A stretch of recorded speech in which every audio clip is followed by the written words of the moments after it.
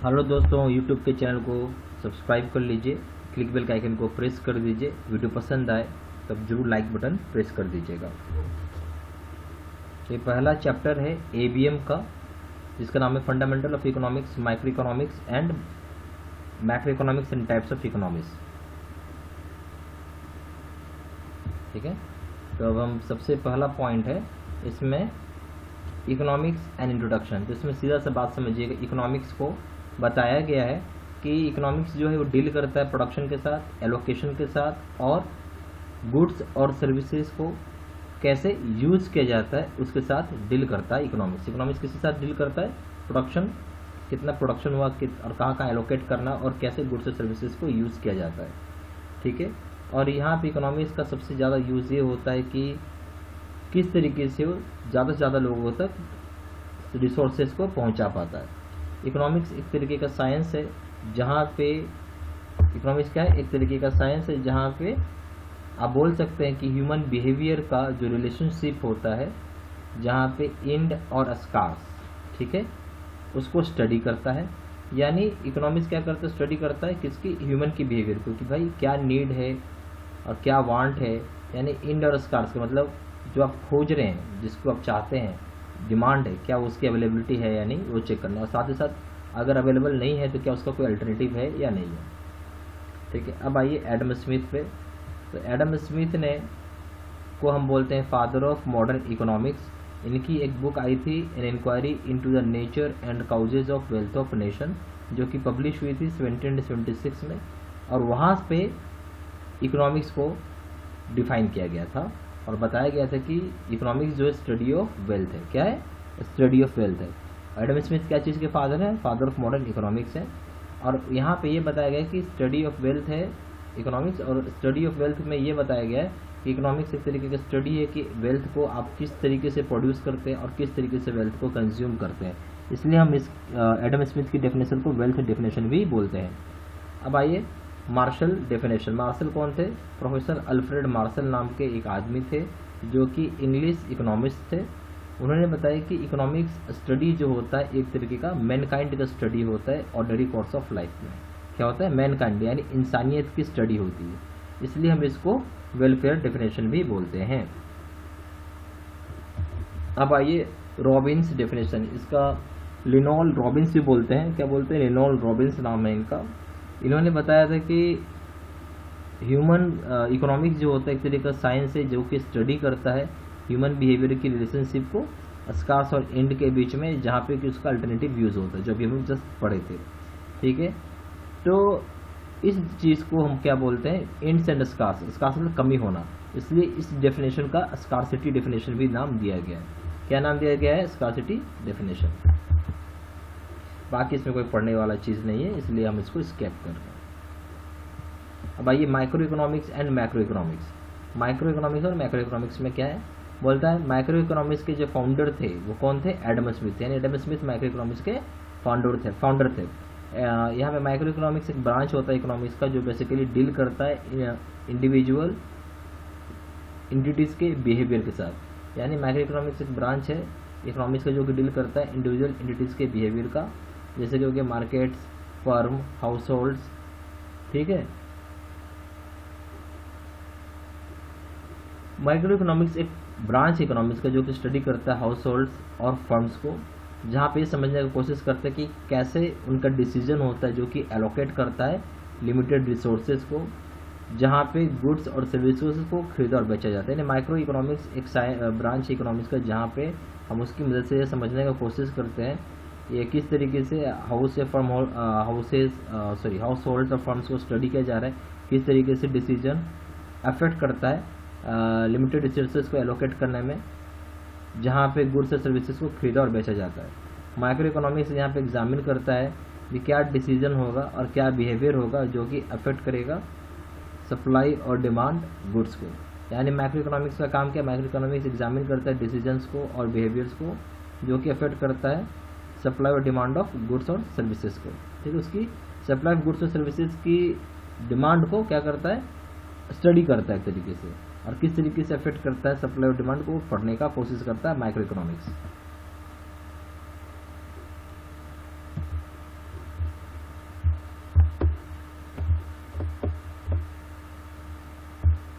ठीक है।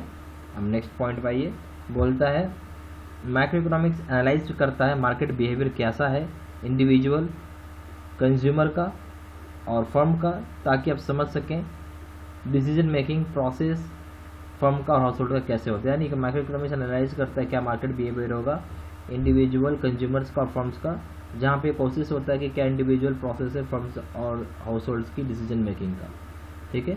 माइक्रो, ये दूसरा एक जो ब्रांच इकोनॉमिक्स का वो क्या है मैक्रो इकोनॉमिक्स। पहला ब्रांच क्या था माइक्रो इकोनॉमिक्स, दूसरा ब्रांच क्या macro economics. Macro economics overall performance of economy का साथ डील करता है। ओवरऑल परफॉर्मेंस ऑफ इकोनॉमी का मतलब है कि पूरा कंट्री, स्टेट, ठीक है, सिटी। मैक्रो इकोनॉमिक्स पहले एग्जिस्ट नहीं करता था अंटिल 1936 में, पर जॉन माइनार्ड काइंस ने एक बुक पब्लिश किया था जिसका नाम था general theory of employment, interest in money. तो वहाँ पे इन्होंने एक टर्म यूज़ किया था जिसका नाम था मैक्रो इकोनॉमिक्स, और वहाँ से शब्द आया मैक्रो इकोनॉमिक्स। तो मैक्रो इकोनॉमिक्स एक ब्रांच इकोनॉमिक्स का जो कि डील करता है ओवरऑल परफॉर्मेंस, स्ट्रक्चर, बिहेवियर किसी भी नेशनल या फिर regional economy as a whole. Study करता है बिहेवियर क्या होगा डिसीजन मेकिंग का किसी भी इंटायर इकोनॉमिक्स के लिए।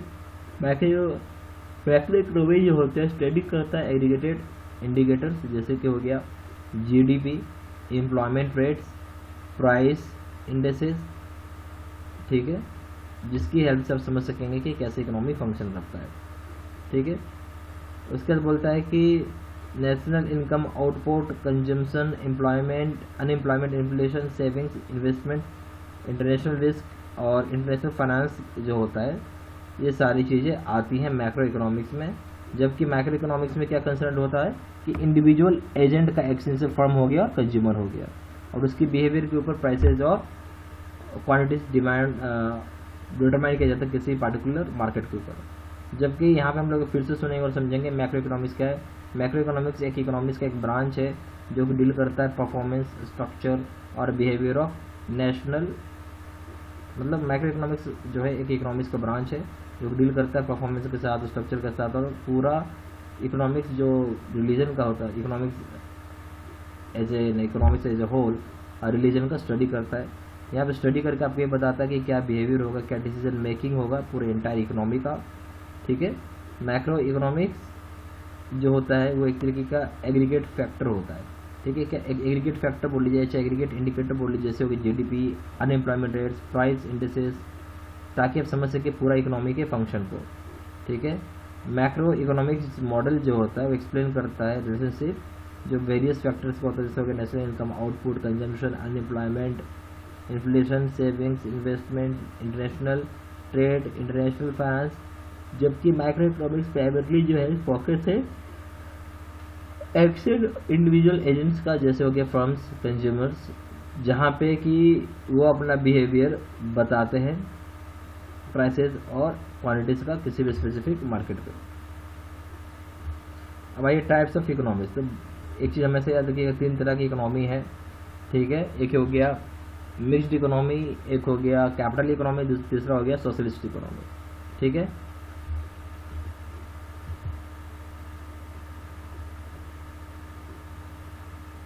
अब आइए मार्केट इकोनॉमी पाइए, एक कैपिटलिस्ट इकोनॉमी पाइए।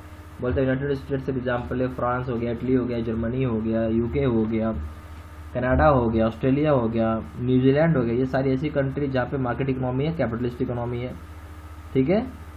यहाँ मार्केट इकोनॉमी का मतलब ये होता है कि जो इंडिविजुअल होता है और जो प्राइवेट फर्म होता है वो आपस में डिसीजन लेते हैं किसी प्रोडक्शन और कंजम्पशन में, कितना प्रोडक्शन करना है, कितना कंजम्पशन रखना है, कितना प्राइस से बेचना होगा। फर्म्स जो यहाँ पे प्रोड्यूस करती है कमोडिटीज़, अगर वो ज़्यादा प्रॉफिट नहीं इल्ड कर पाती है तो यहाँ पे टेक्निक्स होता है जिसकी हेल्प से आप जो है कि कॉस्ट को कम कर सकते हैं, ठीक है। कंजम्पशन यहाँ पे पता किया जाता है इंडिविजुअल के डिसीजन के ऊपर कि कितना पैसा खर्चा कर रहा है, कितना वो कमा रहा है और कितना कमाने से कितना पैसा खर्च कर रहा है, प्रॉपर्टी इनकम क्या है, ये सब चीज़ से जनरेट होता है लेबर, प्रॉपर्टी ओनरशिप। फिर यहाँ पर अगर एक्सट्रीम केस होगा इकोनॉमी का, तो यहाँ पे इकोनॉमी जो होगा वो आपको इंटरफेस नहीं प्रोवाइड करता है इकोनॉमिक डिसीजन के लिए, ठीक है। तो यहाँ पर हम एक बार फिर से ज़रा सुनेंगे और समझेंगे मार्केट इकोनॉमी क्या है और कैपिटलिस्ट इकोनॉमी क्या है। एक लाइन में समझिएगा, जैसे जो डेवलप्ड कंट्री है वहाँ पे सब जगह आपका मार्केट इकोनॉमी, कैपिटलिस्ट इकोनॉमी चलता है। जैसे यूके, यूएसए, आपका France, Germany, Italy, Canada, Australia, New Zealand, यहाँ पे क्या है कि आपका इंडिविजुअल यानी कंज्यूमर और फर्म्स आपस में आते हैं, डिसीजन करते हैं भाई कि कितना प्रोडक्शन करना है, कितना कंजम्पशन करना है और क्या प्राइसिंग पे करना होगा। यहाँ जो सरकार का जो इंटरफेरेंस होता है वो बहुत ही कम होता है, लगभग ना के बराबर होता है, पर इंटरफेयर होता है, या कम होता है, ना नहीं बोली, इंटरफेयर होता है पर वो कम होता है, ठीक है। अगर और एक आता है लेसेज फेरी इकोनॉमी। अब लेसेज फेरी इकोनॉमी क्या होता है, वो ये बोलता है कि एकदम आइडियल कंडीशन पे चलिए जहाँ पे सरकार का कोई भी इंटरफेरेंस नहीं हो, ठीक है, उसको हम लोग लेसेज फेरी इकोनॉमी बोलते हैं। नॉर्मली इस तरह की इकोनॉमी पूरी दुनिया में कहीं भी एग्जिस्ट नहीं करता है। दूसरा क्या है सोशलिस्ट या फिर सोशलिस्ट इकोनॉमी या फिर कमांड इकोनॉमी। सोशलिस्ट इकोनॉमी का मतलब ये होता है कि जो भी है वो सारा सरकार का है, यानी सारा पब्लिक का है। यहाँ पे क्या होता है, सरकार यहाँ पे बहुत ही बड़ा इंपॉर्टेंट डिसीजन मेकर होता है, ठीक है। और यहाँ पे एग्जाम्पल है सोवियत यूनियन जो 20वीं सेंचुरी में था और बाद में वो स्प्लिट हो गया, ठीक है। अभी चाइना एक बढ़िया एग्जाम्पल है आपको। और उसके बाद है मिक्स्ड इकोनॉमी। मिक्स्ड इकोनॉमी में क्या बोलता है, यहाँ पे ये बोलता है कि ना ही ये 100% मार्केट इकोनॉमी है और ना ही 100% ये सोशलिस्ट इकोनॉमी है, ये बीच का है जिसको हम मिक्स्ड इकोनॉमी बोलते हैं। जैसे भारत हो गया जहाँ पे दोनों चीज़ एग्जिस्टेंस होती है, प्राइवेट कंपनीज भी हो सकती हैं और गवर्नमेंट कंपनीज भी होती हैं, ठीक है। और यहाँ पे गवर्नमेंट एक इम्पॉर्टेंट रोल प्ले करता है मार्केट में, ठीक है। उसके हिसाब से गवर्नमेंट रूल्स एंड रेगुलेशंस भी पास करती है, यानी लॉ बनाती है इसी के ऊपर, ठीक है। और ज़्यादातर जो सोसाइटीज़ है या सोसाइटीज मतलब कंट्रीज है वो इसी तरीके के इकोनॉमी में ऑपरेट होती है, ठीक है। तो इसी के साथ आपका ये चैप्टर यहाँ पे ख़त्म हो जाता है। Thank you.